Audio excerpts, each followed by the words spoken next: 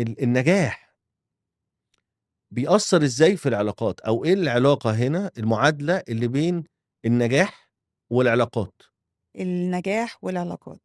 آآ وليه ما تقولش إن العلاقات ممكن كمان هي تأثّر على النجاح أكيد، أو نجاح الناس، صحيح، يعني أنا باشوف إنها win-win، يعني دايمًا تلاقي إنه الشخص الناجح بيرتبط أو بيبقى موجود حواليه مجموعة من الناس اللي يا بتدعّم نجاحه يا ناجحين معاه.